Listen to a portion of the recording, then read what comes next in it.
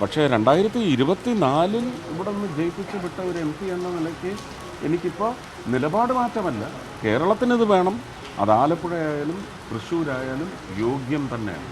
തൃശ്ശൂരിനിപ്പോൾ കുറച്ച് അവകാശം കൂടുതലുണ്ടാവും. അത് പ്രധാനമന്ത്രിയുടെ ഉത്തരവാദിത്വമാണ്. തൃശ്ശൂർക്കാർ അദ്ദേഹത്തെ സ്നേഹിച്ചെങ്കിൽ തിരിച്ച് അദ്ദേഹം എന്ത് പാരിതോഷികമാണ് നൽകേണ്ടതെന്ന് അദ്ദേഹത്തിന് തീരുമാനിക്കും. 4 ജില്ല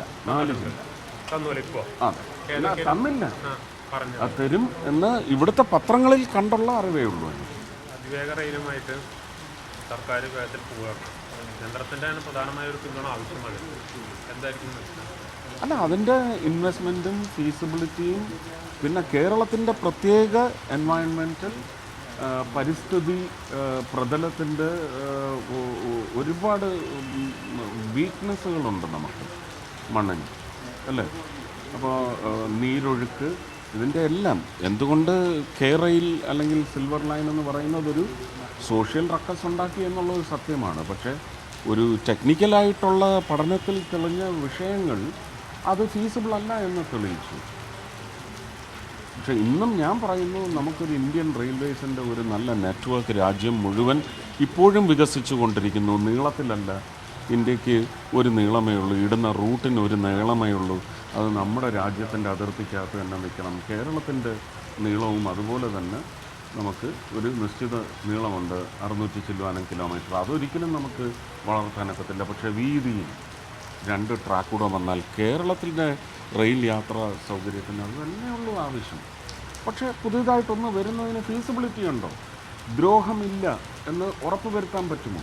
പ്രകൃതിക്കും ആ പ്രകൃതിയെ വിശ്വസിച്ച് ജീവിക്കുന്ന വിവിധ ശ്രേണികളിൽപ്പെടുന്ന കർഷകനടക്കമുള്ളവർക്കിത് ദ്രോഹമില്ല എന്നുറപ്പ് വരുത്തുവാൻ സാധിക്കുമോ?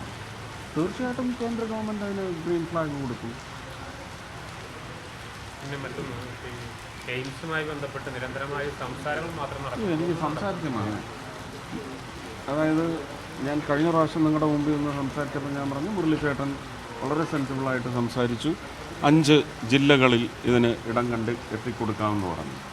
പക്ഷേ അദ്ദേഹം പറഞ്ഞതല്ല എന്നാണ് പറയുന്നത്. ലിസ്റ്റ് വന്നപ്പോൾ തൃശ്ശൂർ മാത്രം ഒഴിവാക്കി 4 ജില്ലകൾ വന്നു. അതിൽ ആലപ്പുഴ വന്നു എന്നുള്ളത് നല്ലത് തന്നെ.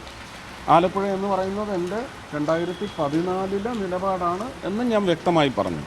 പക്ഷേ 2024 ഇവിടെ നിന്ന് ജയിപ്പിച്ച് വിട്ട ഒരു MP എന്ന നിലയ്ക്ക് എനിക്കിപ്പോൾ നിലപാട് മാറ്റമല്ല, കേരളത്തിനിത് വേണം.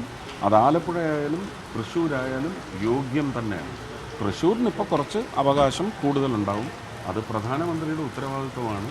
തൃശ്ശൂർക്കാർ അദ്ദേഹത്തെ സ്നേഹിച്ചെങ്കിൽ തിരിച്ച് അദ്ദേഹം എന്ത് പാരിതോഷികമാണ് നൽകേണ്ടതെന്ന് അദ്ദേഹത്തിന് തീരുമാനിക്കും. 4 ജില്ല അതെ തന്നില്ല, അത് തരും എന്ന് ഇവിടുത്തെ പത്രങ്ങളിൽ കണ്ടുള്ള അറിവേ ഉള്ളൂ. ഇത് ഇത്രയേ ഉള്ളൂ.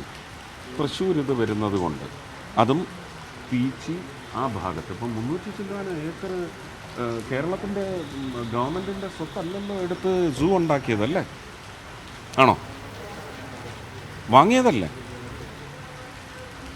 ഈ സൂ നിൽക്കുന്ന സ്ഥലം നമ്മുടെ എന്താണ് സുവോളജിക്കൽ പാർക്ക്, അത് വാങ്ങിയതല്ലേ? ആണോ? അതെ, വനം വകുപ്പിൻ്റെതും എടുക്കണമല്ലോ. അതുപോലെ ഏറ്റെടുത്ത് ഒരു 250 ഏക്കർ ഇതിന് നൽകിക്കൂടെ? അതുകൊണ്ട് ആ 250 ഏക്കറിൻ്റെ പെരിഫറിയിലുള്ളവരുടെ റിയൽ എസ്റ്റേറ്റ് വാല്യൂ എത്ര വർദ്ധിക്കും? നമുക്കതിൻ്റെ പേരിൽ എത്ര സ്കൂളുകൾ വരും, എത്ര ഫ്ലാറ്റുകൾ വരും? അപ്പോൾ നമ്മുടെ ഇവിടുത്തെ ഒരു പ്രൊഡക്ഷൻ എത്രമാത്രം കൂടും, ബൈയിങ് എത്ര കൂടും, ഇവിടുത്തെ ടാക്സ് കളക്ഷൻ എത്രമാത്രം നമ്മുടെ ടാക്സ് റിസർവിലേക്ക് കരുത്ത് പകരും. അതും കേരളത്തിന് തന്നെയല്ലേ ലഭിക്കുന്നത്. പിന്നെ കാസർഗോഡ് മുതൽ തിരുവനന്തപുരം വരെയുള്ളവർക്ക് ഓടിയെത്താവുന്ന ഒരു centrally located district or city or town or peripheral villages surrounding that city. പാലക്കാടും കോയമ്പത്തൂരിനും അത് ഗുണമുണ്ടാക്കും. അവിനാശി, തിരുപ്പൂർ ആ പ്രദേശങ്ങളിലുള്ള പൊള്ളാച്ചി, പളനിയിലുള്ളവർക്കൊക്കെ ഇത് വലിയ സൗകര്യമാണ്. അല്ല, അത് ഞാൻ പറയാൻ പാടില്ലല്ലോ. പക്ഷേ അതിനുവേണ്ടിയേ ഞാൻ അവിടെ പണിയെടുക്കും. അതെൻ്റെ ജോലിയല്ല. എൻ്റെ ജോലി ഞാൻ ചെയ്യാൻ പാടില്ല എന്ന് കേരളത്തിലെ ആരെങ്കിലും പറയും? സ്വാർത്ഥതയല്ലത്.